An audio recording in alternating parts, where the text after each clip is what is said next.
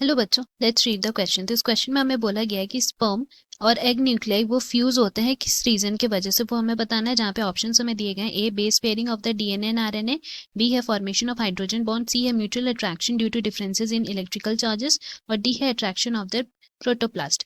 सो इस क्वेश्चन की अगर हम की कॉन्सेप्ट के बारे में बात करते हैं, then it will B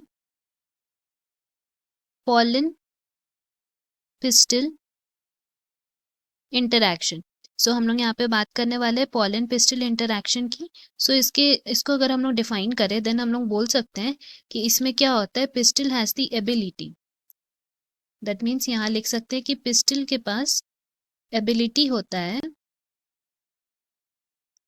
to recognise the correct pollen for the process of fertilisation. तो उस वजह से क्या होता है कि इसमें एक जो प्रोसेस चलता है उसको हम लोग बोलते हैं कि केमिकल कंपोनेंट्स के थ्रू उनमें एक प्रोसेस चलता है। तो हियर वी कैन राइट कि अगर वो राइट टाइप का है तो फर्टिलाइजेशन प्रोसेस होता है एंड पॉलन जर्मिनेशन होता है स्टिग्मा में। एंड अगर हम लोग बोल सकते हैं ये इंटरैक्शन जो है it is basically the result of continuous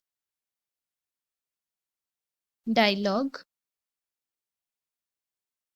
which occurs between pollen grains and the pistil। pollen grains और pistils के बीच में जो continuous dialogue होता है रिगार्डिंग वो करेक्ट टाइप है या नहीं है, तो उस रीजन से हम लोग बोल सकते हैं कि यहाँ पे हमारा जो फ्यूजन होता है स्पर्म एंड एग न्यूक्लियाई का वो होता है। नाउ ये जो कंटिन्यूअस डायलॉग होता है उसमें क्या रिलेटेड रहता है, देन हम लोग बोल सकते हैं उसमें क्या क्या मिले हुए हैं।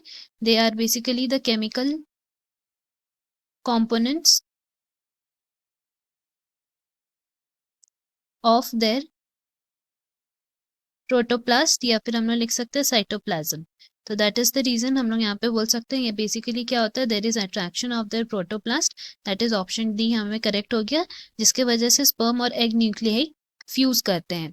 एंड वो कौन किस में प्रेजेंट रहते हैं, दे आर पॉलन, और पिस्टल में जाके वो जर्मिनेट करते हैं। Hope you have understood it well. Best of luck. Thank you.